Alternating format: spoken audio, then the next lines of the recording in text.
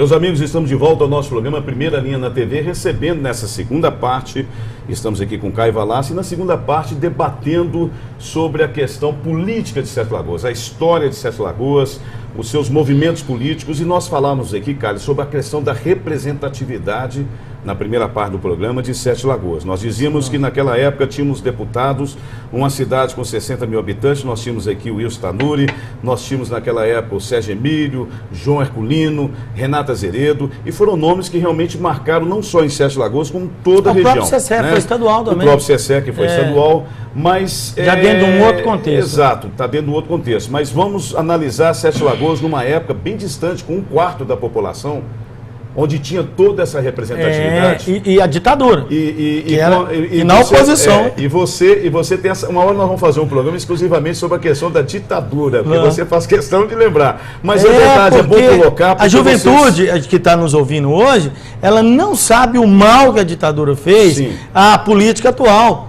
Mas vamos Muito lá. do que está acontecendo hoje é reflexo... Mas essa representatividade, em parte, não tem nada a ver com a ditadura, porque isso aí foi uma questão de decisão pessoal de cada deputado. Você mesmo dizia o seguinte, que Sérgio Emílio saiu para prefeito de Sete Lagoas e perdeu-se aquela representatividade. Rompeu um pacto. Rompeu um elo. Um elo, exatamente. Em seguida, o Wilson Tanuri seria também? Não, o Wilson, até então, o Sérgio substituiu o Wilson. O Wilson foi um homem, ele faleceu logo depois. Sim. Sérgio entrou na vaga dele. Então você diria que do Sérgio Emílio para cá houve um rompimento desse elo de prefeitos, que seria Sérgio Emílio...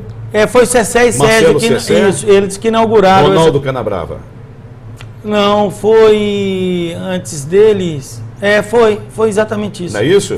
Bom, então, não é só por uma questão de rompimento de elo regional que você vai dizer que Sete Lagoas perdeu o seu conteúdo, porque hoje nós temos uma população que é capaz de eleger 2 federais. Não, mudou o método também, a filosofia da política. Vamos lá, o que aconteceu? Mudou o método da política, mudou a filosofia da cidade. Para o mal. Na época, existe um movimento na política que ele está antes e depois de Cessé. Certo. Em todos os sentidos. Quando a gente busca na infraestrutura urbana, o Cessé tenha sido talvez o prefeito que num curto período de tempo tenha edificado tantas obras na cidade. Do ponto de vista político, ele rompeu com toda essa história, o Renato morreu e ele se colocou como liderança política.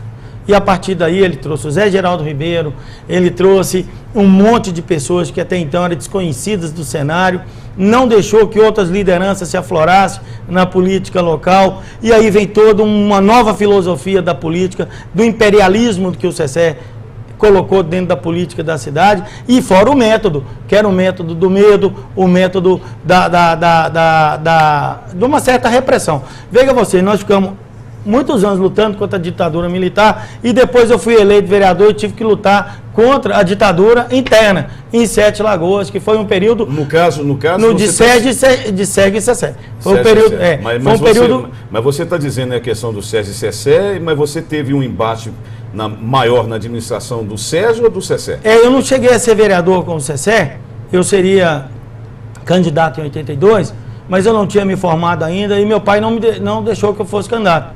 Ele disse para mim à época, você não está preparado ainda para assumir essa missão. Aí logo depois que eu me formei em 86, em 88 eu me elegi vereador e disputei num partido que tinha 5 vereadores com mandato. Eu fui o mais votado do partido, depois veio Ovidio Amorim, André Lupiano, nós elegemos o grupo de oposição ao governo do Sérgio naquela época. Correto. Então mudou-se a metodologia da política de Sete Lagoas, a parte filosófica. Houve sim um cerceamento de lideranças. Eu, por exemplo, tive muita dificuldade, porque eu fui presidente do PMDB Jovem. Se não fosse o prestígio, a amizade e o respeito que eu nutria, e nutro até hoje ainda, em homenagem a essas pessoas que eu disse anteriormente, que me acolheram e que me apoiaram como um movimento jovem que nascia com força para fazer essa mudança na política e para oxigenar o MDB, porque o MDB ficou velho na ditadura, ele ficou muitos anos lutando. E nós viemos então com o movimento, eu fui presidente do PMDB Jovem e logo depois... Hoje você é qual partido? Eu sou presidente do PSD. PSD. Que era o partido daquela época também, antes do Juscelino Kubitschek, antes de 64. Então, aquele período foi um período muito difícil e a política de Sete Lagoas tomou outros contornos. E aí vem a falência da representação política que nós estamos hoje. Então você acha que de lá para cá não se conseguiu nenhuma... Não, Existem líderes localizados, mas não existe um líder pontual, expressivo, que possa voltar a fazer essa, entre aspas, união?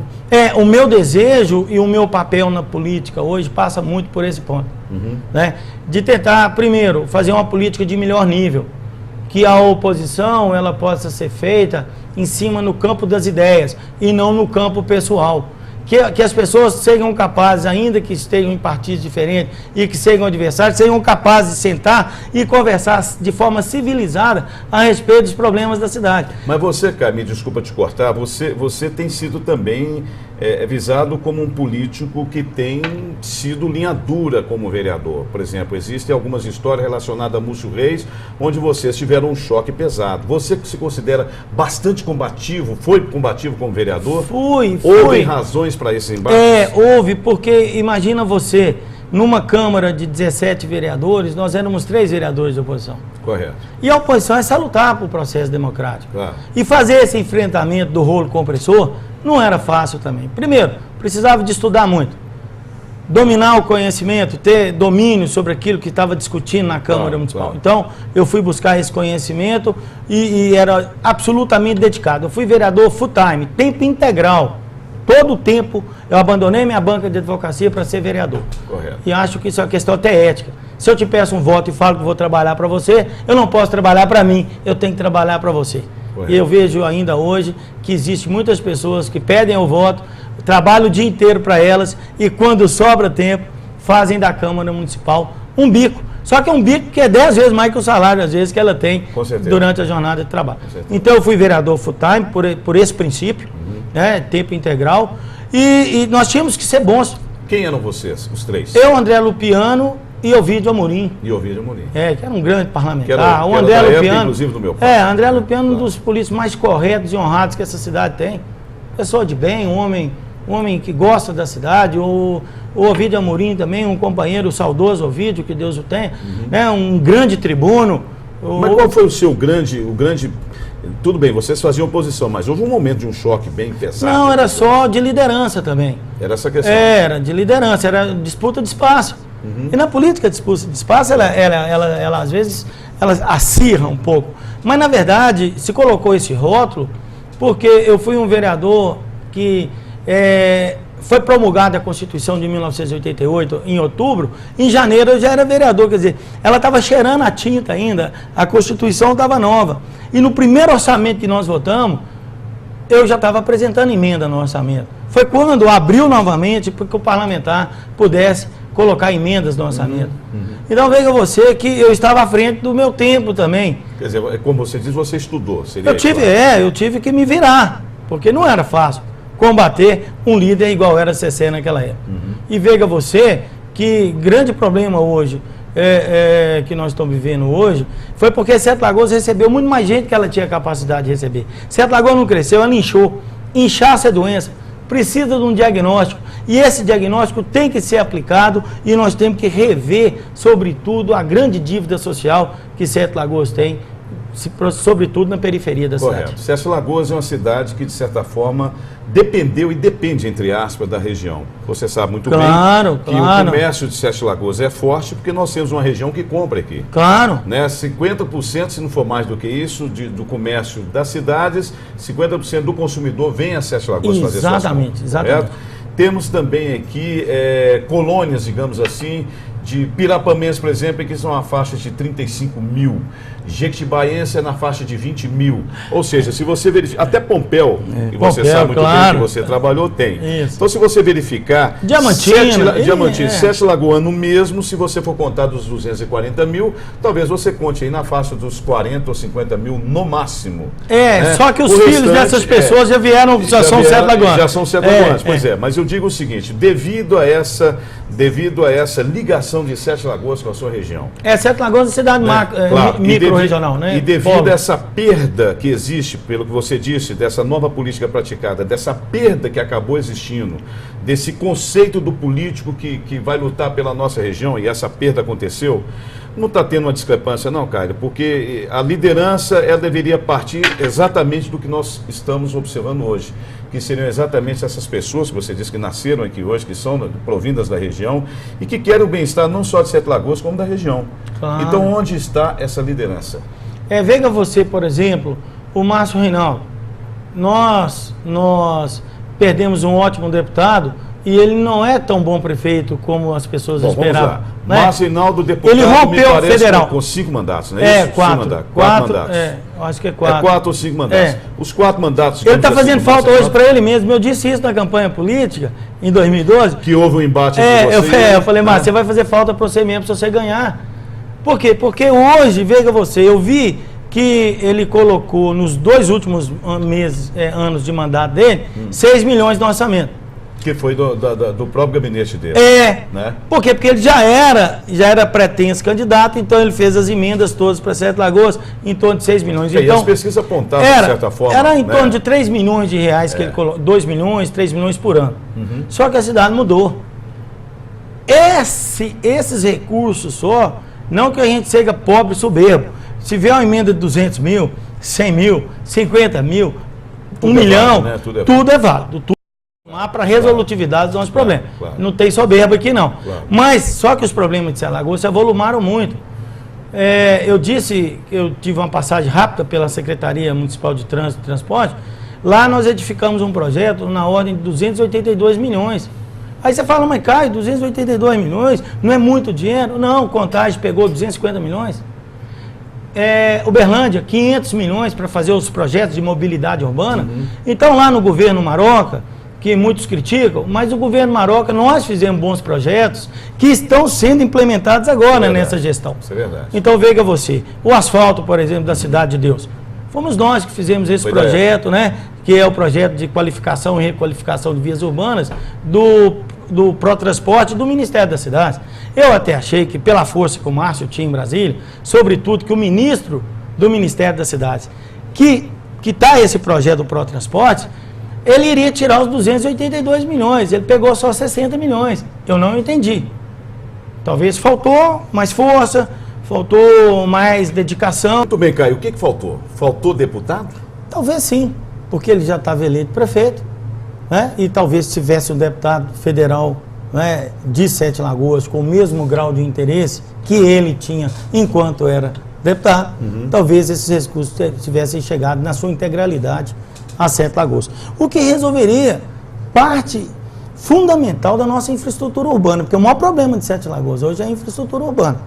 Dava para a gente asfaltar bairros inteiros, né, recapear e fazer asfaltos nos principais corredores, né, da cidade e melhorar o piso da cidade. Ou seja, foi um projeto ousado. E um projeto de, talvez seja o maior projeto de infraestrutura urbana. Você fala, só para o telespectador entender, você fala que foi um projeto que foi feito na administração do Mário Márcio, do Maroca, e eu era o... Como você, secretário de obras. Secretário de Trânsito e Transporte. Secretário de Trânsito e Transporte. Em parceria com a secretaria, com meu amigo o Luiz Márcio, da Secretaria de Planejamento. Tudo bem, estava pronto o projeto. Ele pronto, foi aprovado. E aprovado. Aprovado. Okay. Só foi buscar um recurso. Mas esse recurso, então, na ordem de 260 milhões de reais... 282 milhões, eram 3 projetos na realidade. Dava um total de 286. Só de ciclovia, sim, na região mais importante da cidade, para fazer ligar, eram 18 milhões. Pois é, mas o que eu não estou entendendo? Deixa eu ver se eu entendi, talvez o telespectador esteja também perdido. Vocês tiveram aí um projeto, esses projetos davam um total de 280 milhões em média. Isso. Ele foi aprovado, ele estava no governo federal. Isso. O prefeito Márcio Reinaldo assumiu e ao ir em busca desse recurso, ele retornou com quanto? 60 milhões. Mas onde está a diferença nisso aí? O governo estava sem dinheiro? O que você vê nessa história? Prestígio político, força política. Mas não estava aprovado? Estava aprovado. Na hora de habilitar os recursos, talvez não tenha tido aquele empenho. Aí faltou, não sei se faltou competência, boa vontade política. Mas o Mazenaldo hoje todos nós sabemos que esse é um mérito dele, por ter ficado tanto tempo em Brasília e por ter trabalhado tanto essa área administrativa. Não, e ele era da base do PT. Da base. Da base do PT e o ministro. Ele tem conhecimento. Não é que ele tinha, não. Ele possui conhecimento. Ele sabe como funciona toda aquela máquina administrativa. Exatamente. Vou perguntar novamente, na sua visão de política, ainda não entendi. O que você acha que aconteceu? Uma vez que ele mesmo foi, como você disse, da base do PT. Eu queria que ele explicasse. Porque quem tem que explicar, se um governo prepara um projeto, aprova esse projeto em Brasília, entra um outro administrador, o projeto está aprovado e ele só consegue trazer 60 milhões, quem deve explicação é ele, e você terá a oportunidade, quando entrevistá-lo, de perguntar a ele o que sucedeu, né, o que é que de fato aconteceu. Isso é novidade e assim fica essa pergunta no ar. Não, e tem mais, claro. E veja você, nesse mesmo governo nós havíamos feito, só para regularização fundiária, nós fizemos um projeto para captar 3 milhões de reais. Parece que desses 3 milhões, também o governo municipal pegou 400 mil reais ou 500 mil reais. Isso aí tem que, esse número está entre 400 e 500 mil reais, para regularização fundiária. Tudo isso na nossa passagem de 6 meses na Secretaria de Trânsito e Transporte. Correto. Tá? E são as contribuições pontuais, fora os outros projetos. As secretarias. Não, né? E o que a gente fez também na mobilidade urbana, as mudanças que a gente implementou. Vamos lá, Caio. Vamos agora partir pelo lado da situação política de Sete Lagoas. Você falou agora muito do passado, você falou desse projeto que hoje repercutiu em parte, pelo menos, nos 60 milhões no presente, que também é um valor considerável. Considerável. Né? Sete Lagoas hoje, Márcio Reinaldo, prefeito, sua avaliação. Olha, eu não gosto de avaliar o governo do Márcio, porque eu não votei nele. Mas sua avaliação como político? Eu não votei. Qualquer avaliação que eu faça pode denotar uma frustração ou qualquer outro sentimento, que na verdade não existe. Eu sabia das dificuldades que a gente ia enfrentar e enfrentei problemas que até então eu nem imaginava que iria enfrentar naquele momento. Inclusive o atual momento. Né? Exatamente. Claro. Então fica muito difícil do eleitor e do ouvinte, agora o telespectador, entender uma avaliação minha, porque ela sabe que nós estamos em campo oposto, sabe que nós tivemos um embate forte na campanha, conforme você já disse aqui anteriormente, e eu sempre deixei para quem pudesse avaliar, quem apostou, quem votou. A única coisa que eu sei que hoje ele é mal avaliado pelas pesquisas que eu tenho acesso. Então, essa avaliação, inclusive, não é minha. É a avaliação que a gente percebe em pesquisa. Você tem um grupo político em Sete Lagoas hoje definido. Esse grupo político, logicamente, vai lançar um candidato a prefeito de Sete Lagoas. Por um lado, estaria a probabilidade de voltar a disputar uma eleição, que seria o Márcio Reinaldo. Por outro lado, nós temos o Emílio, que também já deixou claro que é candidato a prefeito de Sete Lagoas. Você próprio também tem as suas pretensões, até porque você foi candidato nas últimas eleições, mas você hoje faz parte do grupo. Hoje nós temos um ex-prefeito e ex-vice-prefeito, que é o Leônio Maciel, correto? Exatamente. Nós temos no seu grupo o deputado Douglas Melo, deputado eleito pela região, por Sete Lagoas e região. Aliás, com uma votação bastante expressiva em Sete Lagoas, né, que são quase 50 mil votos, é considerável. Nós temos também o Duílio de Castro, ex-deputado e também pretenso candidato a prefeito. Se não tiver outros nomes que eu esteja esquecendo no seu grupo, que são os prováveis que irão disputar para candidatar contra os demais, que seriam, no caso, podendo ser o atual prefeito Márcio Reinaldo e o Emílio. Como é que está a sua posição no grupo? Eu sou pré-candidato e lá no grupo, na verdade, o que você disse procede. Nós somos, na verdade, 5 pré-candidatos ao cargo de prefeito municipal. Vocês vão fazer uma reunião para decidir dentro de uma pesquisa ou uma decisão sua? Na verdade, tudo tem que ter critério, né, Marcos? Claro. O critério tem que ser um critério econômico, isonômico, tem que ser um critério de igualdade e com fatos bem concretos. Certo. O que a gente propõe no grupo é uma pesquisa qualitativa, porque na pesquisa qualitativa a gente pode ver qual que é o perfil do candidato que o eleitor quer. Porque muitas vezes, quando você vai na pesquisa quantitativa, ela apresenta um determinado candidato com percentual maior de indicação de voto, mas quando aparece um outro candidato, isso aconteceu na campanha de Múcio Reis, Múcio Reis com 2%, né, o Antônio Pontes com 72% na quantitativa, e a gente veio e viu que, na verdade, o que se buscava naquele momento era um perfil de um empresário, de uma pessoa nova, que iria modificar a forma de fazer política na cidade. Então, naquele momento... Você falou de duas pesquisas. Você falou da questão quantitativa, da qualitativa e da quantitativa. Eu estou mostrando que na qualitativa ela é perigosa. Vocês vão fazer a quantitativa e depois vão fazer uma qualitativa? Não, nós estamos fazendo. Nós estamos monitorando. Vocês vão ter que trabalhar os dois. Claro, os dois. Claro. E a partir daí tomar uma decisão. Isso, em cima disso, em cima do perfil do candidato. Por exemplo, Belo Horizonte, eu estava conversando com a deputada Luzia Ferreira ontem, em Belo Horizonte, ela me disse o seguinte: Caio, aqui o eleitor de Belo Horizonte, ele está querendo um técnico, mas com experiência política.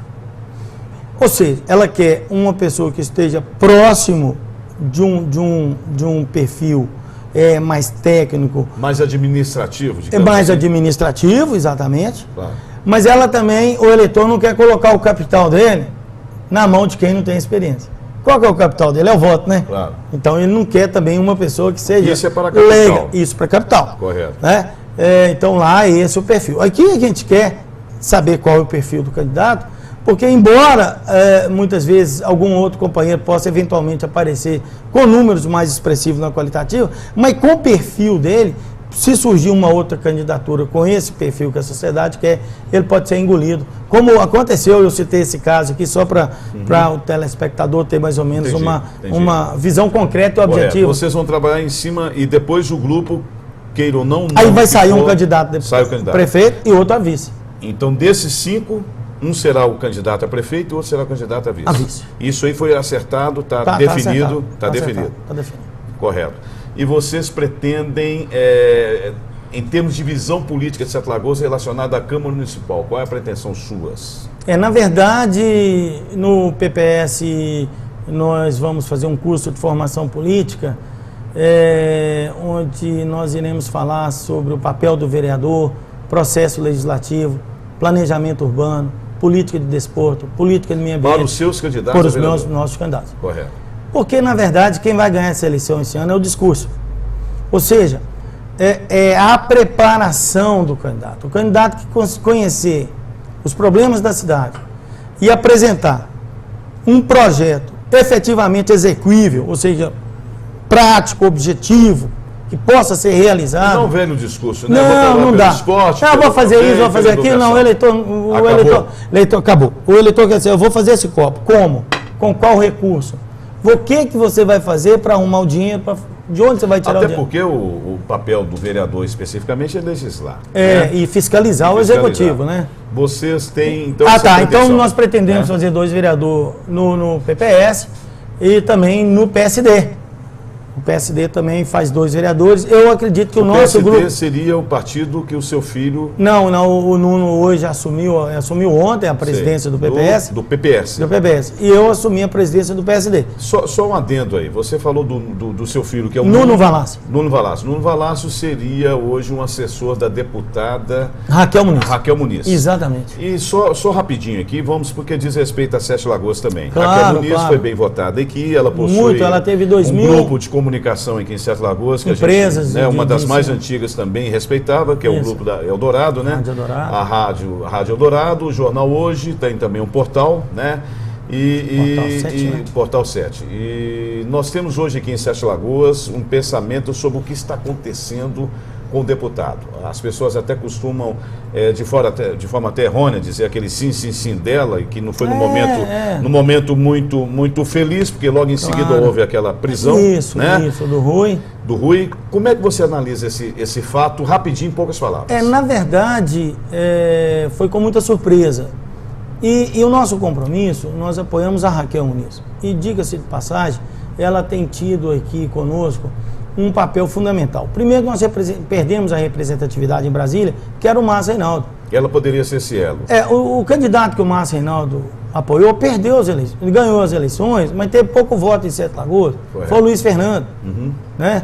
que não tenham visto atuar, não tenham visto nada dele. E outros também que receberam votos aqui, que a gente não percebe que as pessoas recebem o voto. Nós não, nós temos um compromisso. Olha, nós apoiamos, mas nós vamos exigir. Por exemplo, eu levei a Raquel dentro da fábrica de blindados da Defesa, aqui na Iveco, porque ela está paralisada, praticamente paralisada. O governo federal deve mais de 150 milhões à Iveco. E são os nossos empregos que estão indo para o ralo. Claro. Centenas de trabalhadores com a desconstrução desse processo produtivo, né, estão desempregados. Então a Raquel, nós tivemos lá na primeira reunião com a diretoria da Iveco e depois fizemos uma reunião com a alta diretoria da Iveco e o alto comando do Exército. Correto. Aí na Iveco, para que a gente possa retomar a produção e retomar os empregos. Então nós temos o nosso trabalho. Existe um trabalho dela voltado em Brasília para se acertar, obviamente, essa dívida. Essa dívida, exatamente. Então ela convidou também o deputado Nilton Cardoso Júnior e veio também a deputada Jô Moraes. Jô Moraes. Esse é um trabalho que vocês fazem a nível federal com aqueles que vocês apoiaram. Exatamente. Mas na visão da minha pergunta aqui sobre, não especificamente a Raquel, mas o problema do Rui Muniz, a gente sabe que o Rui lá em Montes Claros foi muito combativo.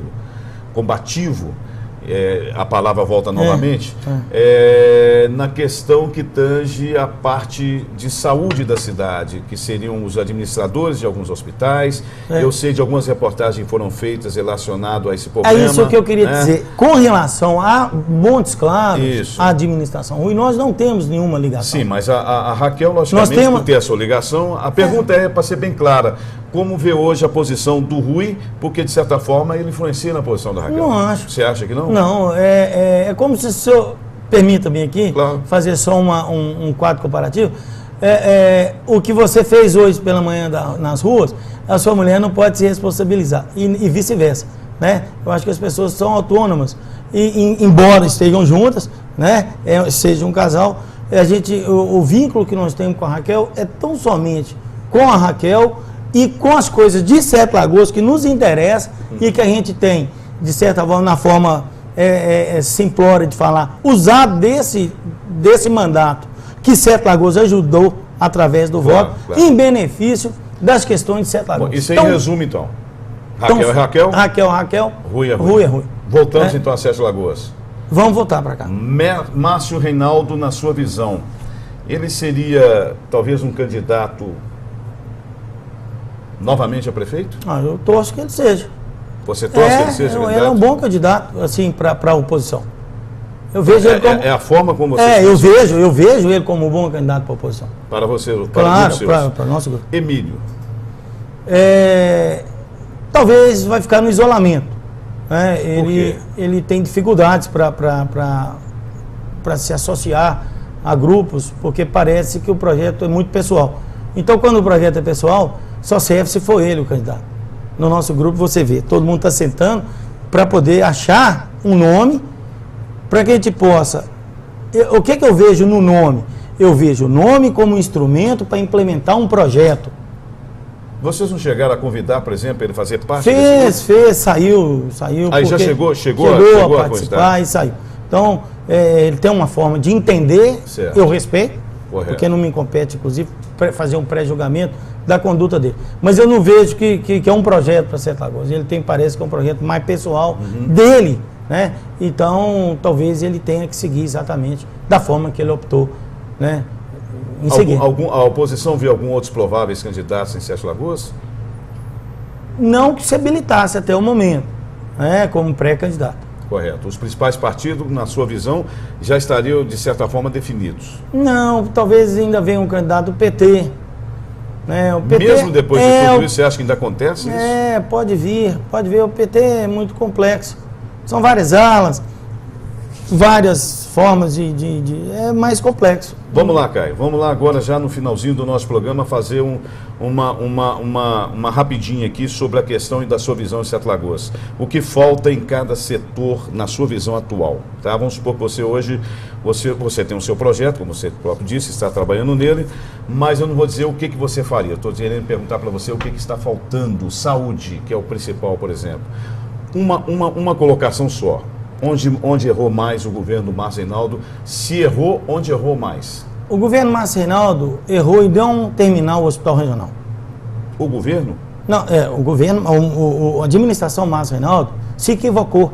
O Márcio pensava que se ele construísse o hospital e não colocasse o hospital para funcionar, que ele perderia votos. Porque o recurso estava pronto em Belo Horizonte, no governo do estado.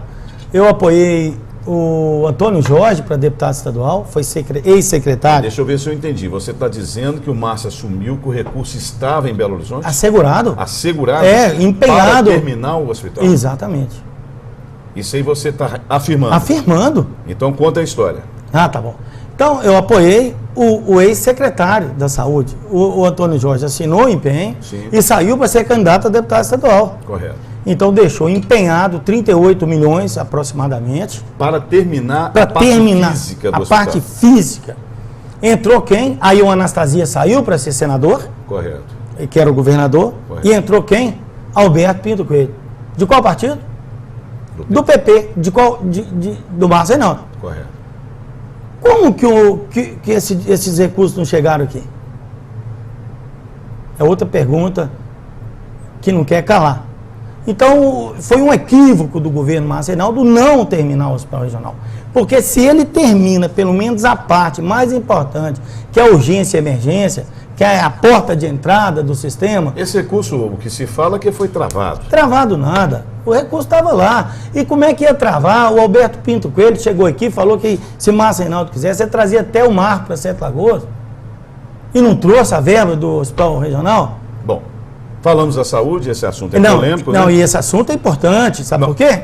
É polêmico porque você está falando de uma coisa, inclusive, seríssima. Não, você claro. Você está dizendo que o administrador Márcio Reynaldo tinha um recurso em suas mãos e que não foi utilizado porque ele não quis. Não chegou a vir às mãos dele, não. Não chegou às mãos dele, mas estava empenhado. Empenhado no governo. Mas o porquê A questão disso? política. Questão política? Ele avaliou mal.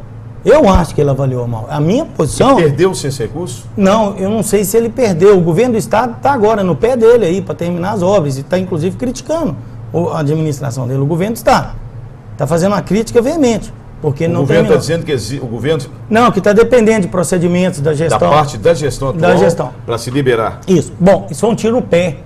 Por quê?